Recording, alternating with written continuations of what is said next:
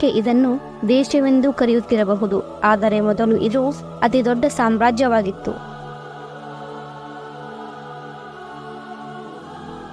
ಸ್ಪೇನಿನ ಜನ ಸಂಗೀತದ ಹುಚ್ಚರಾಗಿದ್ದಾರೆ. ಇಲ್ಲಿನ ಜನ ಯಾವುದಾದರೂ ಒಂದು ಸಂಗೀತವನ್ನು ನುಡಿಸಲು ಬಲ್ಲವರಾಗಿದ್ದಾರೆ.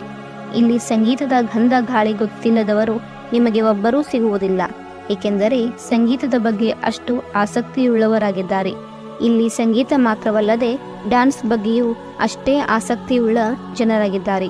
ನಿಮಗೆ ಆಶ್ಚರ್ಯ ಅನಿಸಬಹುದು, ಸ್ಪೇನಿನ ರಾಷ್ಟ್ರೀಯ ಹಾಡಿನಲ್ಲಿ ಲಿರಿಕ್ಸ್ ಇಲ್ಲ, ಕೇವಲ ಮ್ಯೂಸಿಕ್ ಅನ್ನು ಮಾತ್ರ ಹೊಂದಿದೆ.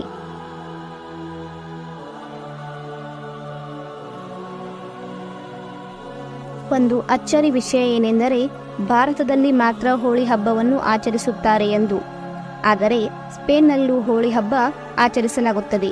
ಆದರೆ ವಿಶೇಷ ಏನೆಂದರೆ ಇಲ್ಲಿ ಟೊಮೆಟೊ ಹಣ್ಣಿನಿಂದ ಹೋಳಿ ಆಚರಿಸಲಾಗುತ್ತದೆ.